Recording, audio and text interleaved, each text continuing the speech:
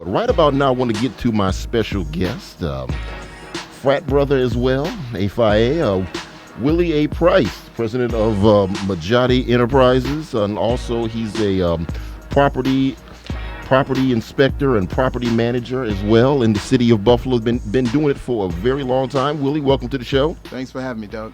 Okay, now talk to us, Willie, about what it is that you got coming up now. This interview right about now is going to be of interest to a lot of all of you homeowners out there. So this is something you want to listen to. Well, Doug, I'm going to correct you on what you just said. Oh, What we have coming up is not just for the homeowners. That's what a lot of people okay. think. What we're going to be doing is called Spring Your Home into Action. It's part of a series I do called Making Your House Your Home, and it's a series of different workshops that I do. The one that we're going to be doing on May the 30th at the Meriwether Library is going to be called Spring Your Home into Action. And what that is for is not only for homeowners, but it's for renters, it's for people who are landlords, it's for everybody. Oh, okay. And the purpose of this workshop is to help owners and landlords and tenants as well learn how to save money by preventative maintenance. And that's the whole premise of it, is preventive maintenance, showing you how to go around that property after winter and check that property to see what's going on with it. And the way I do a home inspection is the way we're going to teach you how to go around that property as you are being your own home inspector. You're going to inspect your own home and find out what condition or what problems you may see on that property, and we're going to give you some ideas on how to address some of those properties. And that preventive maintenance is going to save people a lot of money. Okay. Well, not without giving away too much before the actual workshop. I know you've done these in the past. What are some of the people that have participated? What are some of the issues that they've come to you with? A lot of times they'll come in because we'll talk about things like spots in their ceiling. And people don't realize that spot in the ceiling is the first indication that there may be a problem with their roof. And by the time they see that spot in the ceiling, that means that roof is in need of more repair than it could have been. If you go out on the outside of that property and they would have looked around the outside, they may have seen that a few roof shingles were missing on that property or starting to lift up, and that would have given them a sign to go out and repair that roof shingle, which would have prevent that leak from getting onto that ceiling. So that's just a major thing that people run into. By the time they see that spot on the ceiling, that means they've got some major roof repairs to be done. And not only that, then they have to come inside and make repairs as well. So now they've spent more money, where it would only cost maybe $50 to $100 to make a few repairs on the roof, and that would have been it, instead of having to replace the entire roof. Now, I mean, certainly living where we live right here in the city of Buffalo, and with the weather conditions, particularly in the wintertime, being what they are, I'm curious to know what some of what the response to the workshops are. I mean, do you have a lot of people that come out that take an interest in ownership of this? Yeah, we have a lot of people that come out more out of curiosity to see what I'm going to talk about, but then they're surprised to find out some of the information that they get. We have a lot of homeowners who come and say, well, I already know about my house. I already know how, to deal with my house or what's going on. And then we'll bring up some things or some ideas on ways they can improve the home or save money on the home. And they say, wow, I never knew that, or I never thought about that. And so there's something for everybody there that's going to come out that you never even thought about. And I'm going to give you some ideas about things that you've never thought about. That's really one of the big things about it. I like to be real creative with my property management, because I also am a property manager.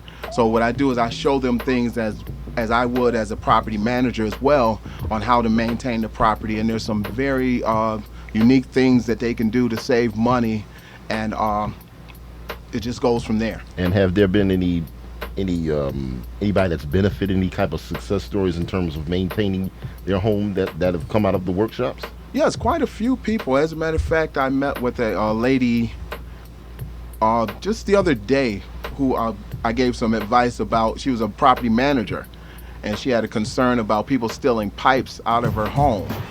And one of the ideas I gave her is that for a lot of homeowners that have vacant properties, people break into them when the tenants move out, and they steal the copper out of the homes. But a lot of people don't even realize that one of the cheapest things to do is not to board up the house and not to put bars on the windows and all those kind of things. But the cheapest thing to do is get yourself a flammable spray paint, a can of flammable spray paint, Really? and spray the pipes. And if you spray the pipes, the junkyards won't take those pipes because they can't put it into the fire to melt down the pipes, because now it's flammable and would cause an explosion in the heaters. So that's the advice I gave her, and she's been so excited because now she just sprays all her pipes, and when the people break in, if they break into her property and they see those pipes sprayed, they don't steal the pipes because they know there's nothing they can do with them. Okay, well, before we get into when they can come to the workshops, I know you've been in this for a long time, because I know you've been involved with property inspection, property management. Talk about how you first got into this. Well, I actually got into it through being a property manager, buying properties in the city of Buffalo for a long period of time, and I felt that, and I learned that also. I'm not gonna say I learned through meeting other owners that the more work I did of my own, the more money I got to save. So what I found is that the more learning I did through trainings with vocational school at Seneca Vocational, I went to McKinley Night School and took carpentry, and I did the electrical at Seneca, and then I just went on from there, and people started calling me, asking me about checking properties for them that they were buying. And I realized at that point that it was a way I could create a career. So I went to school and became a certified home inspector, and from that point on, it just went on. I ended up becoming a contractor. Instead of just doing home inspections, I became a contractor, and that's what I am now. I do mostly contracts with HUD. I've been a HUD, what is called a REAC inspector, where I inspect multifamily apartment buildings all over the country.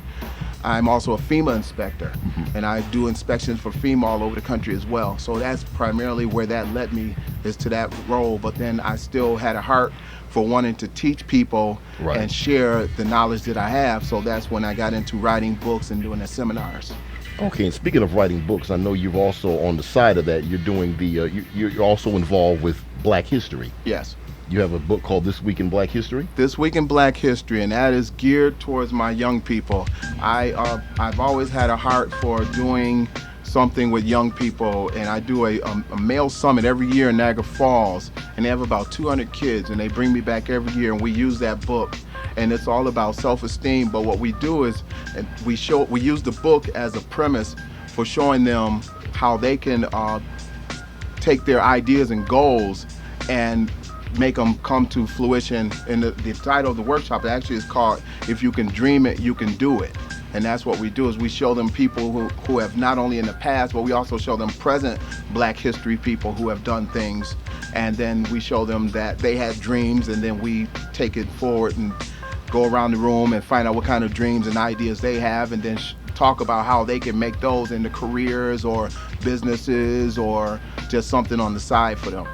All right, and as we get ready to bring the interview to a close, when can everybody come to take part in the Spring Your Home into Action seminars? Well, we're going to be doing 2 in this area. We're going to be doing one on May 30th at the Meriwether Library, and that's going to be from 6 until 7:30 p.m. And then we're going to be doing another one in Niagara Falls at the Niagara Falls Library, and that's going to be on the 2nd floor, and that's also from 6 until 7:30 p.m. Those are both on Wednesday nights, and I'm hoping people will come out and get this information. We've got a lot of sponsors. It's going to be a lot of giveaways, a lot of everything. We're just going to be trying to give people everything they can, so this way when they walk out, they can go home and spring their home into action and make their house their home. All right, well, thanks so much for being a part of the Neo Soul movement. Thank you. I'm really enjoying being here, and I'm enjoying this music, because a lot of these songs I've never heard, and it's really something nice. Well, we're working on trying to introduce something new to the Buffalo area, so it's starting to pick up pretty good out here. Doing a good job. All right, I want to thank Willie Price for being on the show. Make sure you check out the Spring Your Home into Action May 30th in Buffalo at the Frank Meriwether Library at 6 p.m. June 6th at the Niagara Falls Public Library at 6 p.m. and June 16th in Rochester at Mood Makers Bookstore at 11:30 a.m. This is sponsored by Councilman Damone Smith, Charles Walker, and legislator Betty Jean Grant. Also, one more thing, if anybody wants to get in contact with you, how can they contact you? You can reach me at 716-316-7776. Okay, got to take a quick break right now. I got Kim, Esperanza Spalding, and guess who's back? Christina E. with the Neo News, Views, and Issues. So stay close and I'll get her on for you. Welcome to Dom.